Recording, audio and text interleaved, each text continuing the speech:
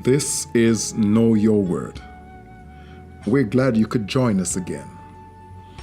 If you missed before, we were just focusing over the last couple of weeks on Psalm chapter 1.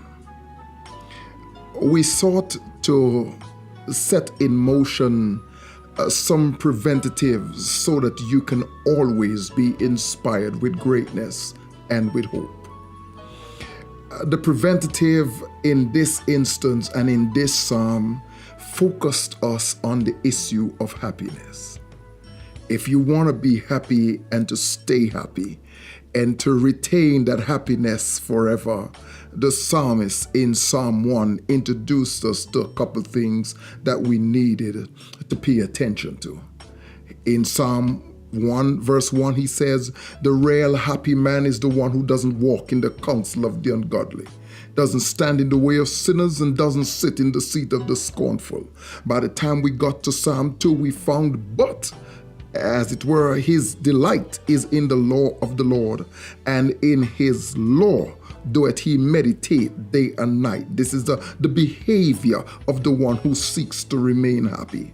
Then we get to Psalm 1 verse 3, we found out that this is what the result is. This is the blessing that accompanies him. This is how he finds himself as a tree planted by the rivers of waters, tree that brings forth fruit in due season, tree whose leaves, indications of its prosperity, does not wither, and everything he puts his hands to prospers.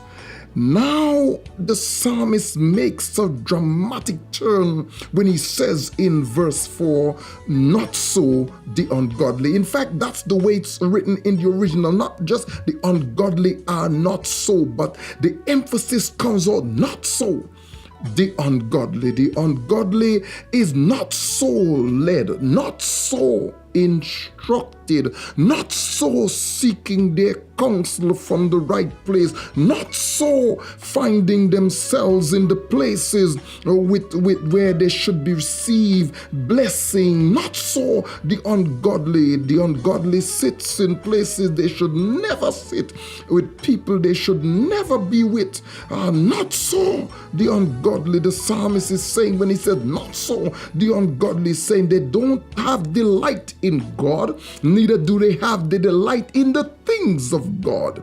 Not so the ungodly.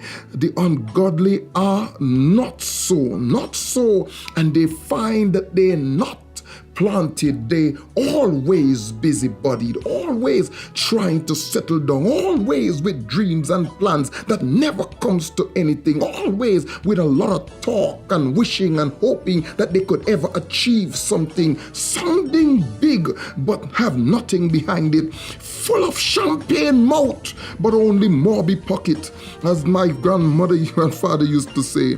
It is amazing. Not so the ungodly. They don't experience this prosperity. They may appear to prosper for a season, but that is only till the wind comes. He says they are like the chaff which the wind driveth away. This is the threshing floor experience. In and on the threshing floor, we find the wheat separated from its husk. The wheat, the solid part that could rest and face the wind, is separated from the husk. Not so the ungodly. The wheat might be solid and could bear stuff, but the ungodly cannot.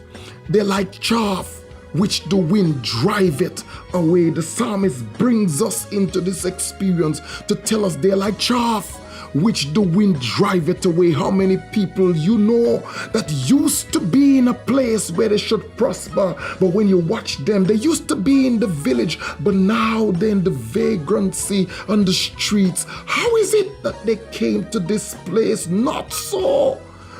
They're like chaff which the wind driveth away. It was solid once.